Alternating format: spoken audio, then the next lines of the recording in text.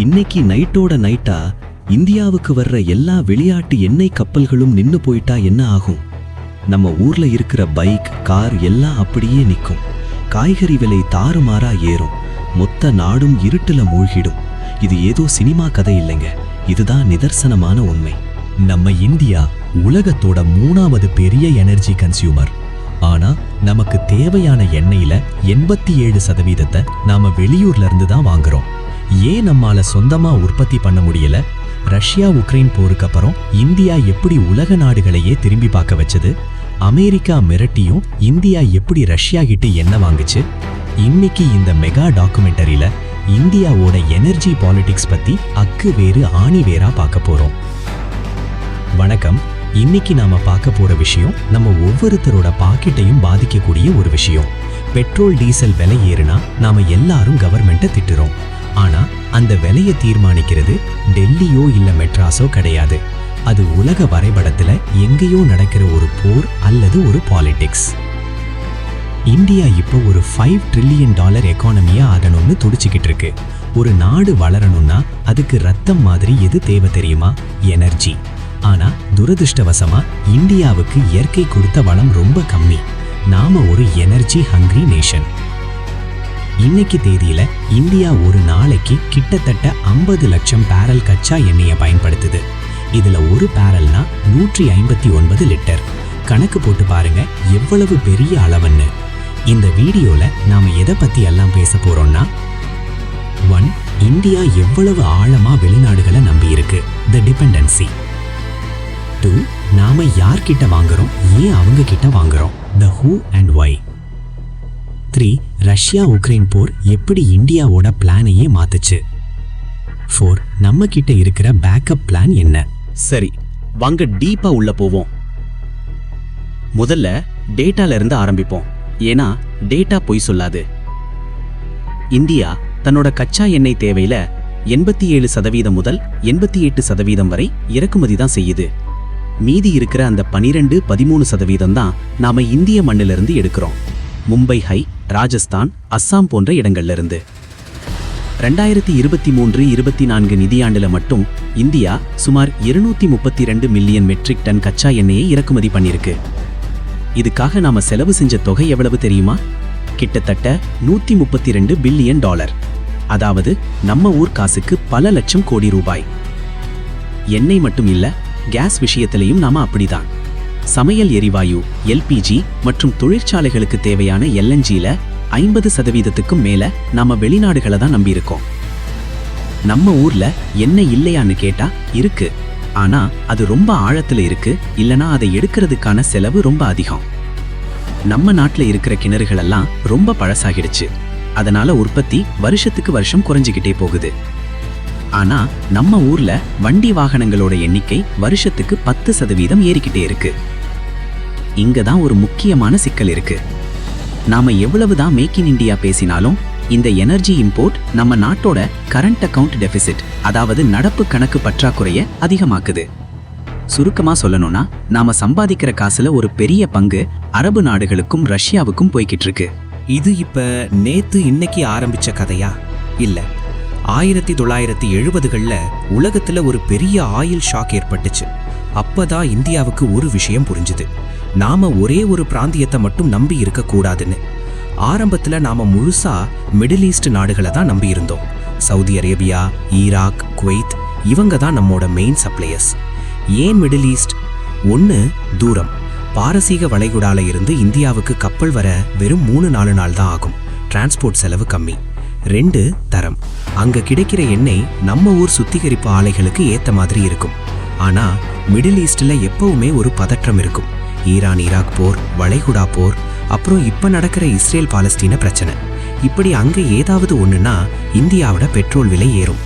இதை மாத்தணும்னு தான் இந்தியா மெல்ல மெல்ல மற்ற நாடுகளை பார்க்க ஆரம்பிச்சது. நைஜீரியா, அங்கோலா போன்ற ஆப்பிரிக்க நாடுகள், அப்புறம் அமெரிக்கா கிட்ட இருந்தும் நாம எண்ணெய் வாங்க ஆரம்பிச்சோம். ஆனா 2022ல ஒரு பெரிய திருப்பம் நடந்துச்சு. அதுதான் உக்ரைன் போர். இப்ப நாம ஒரு முக்கியமான இடத்துக்கு வர்றோம். பிப்ரவரி 2022க்கு முன்னாடி வரைக்கும் இந்தியாவோட மொத்த இறக்குமதியில ரஷ்யாவோட பங்கு வெறும் 1%க்கும் கம்மி தான். ஆனா இன்னைக்கு ரஷ்யா தான் இந்தியாவோட நம்பர் 1 ஆயில் சப்ளையர். உக்ரைன் மேலே ரஷ்யா போர் தொடுத்த உடனே அமெரிக்காவும் ஐரோப்பாவும் ரஷ்யா மேலே ஏகப்பட்ட தடைகளை போட்டாங்க. யாரும் ரஷ்யா கிட்ட எண்ணெய் வாங்கக்கூடாது, வாங்கினா உங்களையும் தண்டிப்போம்னு மிரட்டினாங்க. ரஷ்யாவோட எண்ணெய்க்கு ஒரு பிரைஸ் கேப், விலை உச்சவரம்பு வச்சாங்க.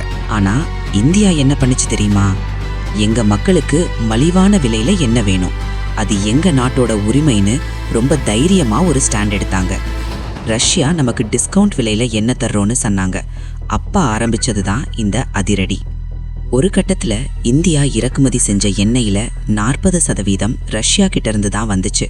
இதனால இந்தியாவுக்கு பல்லாயிரக்கணக்கான கோடி ரூபாய் மிச்சமாச்சு. இந்தியா ரஷ்யா கிட்ட இருந்து கச்சா எண்ணெயை வாங்குச்சு. அதை நம்ம ஊர் சுத்திகரிப்பு ஆலைகள்ல, குறிப்பா ரிலையன்ஸ் மற்றும் நயாரா எனர்ஜி சுத்திகரிச்சு அதை டீசலாவும் பெட்ரோலாவும் மாத்தி அதே ஐரோப்பாவுக்கே வித்துச்சு. ஐரோப்பாவுக்கு தெரியும் இது ரஷ்யாவோட எண்ணெய் தானே, ஆனா அவங்களுக்கு வேற வழி இல்லை. இந்தியா இங்க ஒரு மிடில் மேன் வேலையை ரொம்ப நேர்த்தியா செஞ்சுச்சு. இதனால அமெரிக்காவுக்கு கோபம் வந்தாலும் இந்தியாவை அவங்களால ஒன்றும் பண்ண முடியல. ஏன்னா சீனாவுக்கு எதிராக அவங்களுக்கு இந்தியா தேவை. இப்ப நிலைமை என்ன?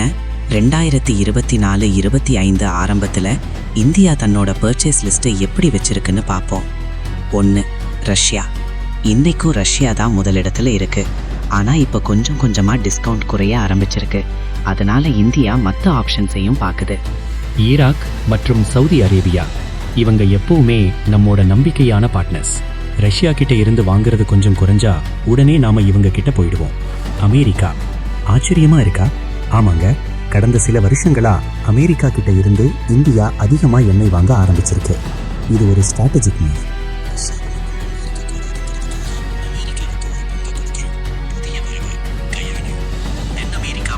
இந்த சின்ன நாட்டுல இப்ப நிறைய எண்ணெய் இருக்கிறாங்க. அவங்க கூடவும் இந்தியா இப்போ ஒப்பந்தம் போட்டிருக்கு. ஏன் இந்தியா இப்படி மாத்திக்கிட்டே இருக்கு? The strategy of diversification. உங்ககிட்ட ஒரு கூடை நிறைய முட்டை இருக்குன்னா அதை ஒரே கூடையில வைக்க மாட்டீங்க இல்ல, ஏன்னா கூட விழுந்தா எல்லாம் உடைஞ்சிடும். அதே தான் இங்கேயும். ஒரே நாட்டை நம்பி இருந்தா அந்த நாட்டில் போர் வந்தாலோ இல்ல அவங்க நம்ம கிட்ட அதிக விலை கேட்டாலோ நாம மாட்டிக்குவோம். அதனால தான் இந்தியா டைவர்சிஃபைட் போர்ட்ஃபோலியோ வச்சிருக்கு. உங்க வீட்டில் திடீர்னு அரிசி தட்டுப்பாடு வந்தா என்ன பண்ணுவீங்க? ஒரு மூட்டை அரிசியை எப்பவும் ஸ்டாக் வச்சிருப்பீங்க இல்ல, அதே மாதிரி இந்தியாவுக்கும் ஒரு ஸ்டாக் இருக்கு. அதுக்கு பேரு தான் ஸ்ட்ராட்டஜிக் பெட்ரோலியம் ரிசர்வ்ஸ், SPR. இந்தியாவில் 3 இடங்கள்ல மாபெரும் நிலத்தடி குகைகள்ல எண்ணெயை சேமிச்சு வச்சிருக்கோம். விசாகப்பட்டினம் ஆந்திரா, மங்களூரு கர்நாடகா, பாடூர் கர்நாடகா. இந்த 3 இடங்கள்லையும் சேர்த்து சுமார் 5.33 மில்லியன் மெட்ரிக் டன் எண்ணெயை சேமிக்க முடியும். அதாவது இந்தியாவுக்கு ஒரு 9 to 10 நாளைக்கு தேவையான எண்ணெய் இதுல இருக்கும். என்னது, வெறும் 10 நாள் தானா நீங்க கேட்கலாம். ஆமா, ஆனா இது அவசர காலத்துக்கு மட்டும்தான். இது இல்லாம நம்ம நாட்டில் இருக்கிற ஆயில் கம்பெனிகள் கிட்ட ஒரு 65 நாளைக்கு தேவையான ஸ்டாக் எப்பவும் இருக்கும். மொத்தமா பார்த்தா ஒரு 75 நாளைக்கு உலகத்திலிருந்து எந்த எண்ணெயும் வரலனாலும் இந்தியாவால சமாளிக்க முடியும்.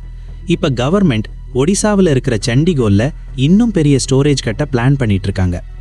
இப்ப முக்கியமான கேள்விக்கு வருவோம். நாம இப்படியே எவ்வளவு நாளைக்கு வெளிநாட்டுக்காரங்கிட்ட கையேந்தி நிக்கிறது? இதுக்கு இந்தியா கிட்ட 3 முக்கியமான பிளான் இருக்கு. பெட்ரோல்ல கரும்பு சாறுல இருந்து எடுக்கிற எத்தனால கலக்கிறது. இப்ப நாம 12. சரி, விஷயத்துக்கு வருவோம். இந்தியா உண்மையிலேயே எவ்வளவு தூரம் வெளிநாட்டை நம்பி இருக்கு? உண்மை என்னன்னா, நாம ரொம்பவே அதிகமா தான் நம்பி இருக்கோம். ஆனா அந்த நம்பிக்கையை நாம ஒரு பலவீனமா இல்லாம ஒரு பலமா மாத்திருக்கோம். இன்னைக்கு இந்தியா எண்ணெய் வாங்குறது வெறும் பிசினஸ் இல்ல, அது ஒரு ராஜதந்திரம். ரஷ்யா கிட்ட வாங்கும் போதும் சரி, அமெரிக்கா கிட்ட பேச்சுவார்த்தை நடத்தும் போதும் சரி, இந்தியா தன்னோட தேசிய நலனை முன்னாடி வைக்குது. நாம யாரோட பக்கமும் இல்ல, நாம நம்ம மக்களோட பக்கம். அப்படிங்கிறது தான் இந்தியாவோட மெசேஜ். ஆனா ஒரு சாதாரண குடிமகனா நமக்கு என்ன புரியணும்னா, உலகத்துல எங்க போர் நடந்தாலும் அது நம்ம வீட்டு அடுப்பங்கரையில எதிரொலிக்கும். அதனால தான் எனர்ஜி விஷயத்துல இந்தியா சுயசார்பு அடைய வேண்டியது ரொம்ப ரொம்ப அவசியம். உங்களுக்கு என்ன தோணுது? இந்தியா ரஷ்யாவை நம்பி இருக்கிறது சரியா, இல்ல நாம இன்னும் வேகமா ஈவிக்கு மாறணுமா? உங்க கருத்தை கமெண்ட்ல சொல்லுங்க. இந்த வீடியோ உங்களுக்கு பிடிச்சிருந்தா லைக் பண்ணுங்க, உங்க ஃப்ரெண்ட்ஸுக்கு ஷேர் பண்ணுங்க, மறக்காம நம்ம சேனலுக்கு சப்ஸ்கிரைப் பண்ணுங்க. அடுத்த ஒரு சூப்பர் ஜியோபாலிட்டிக்ஸ் வீடியோல உங்களை சந்திக்கிறேன்.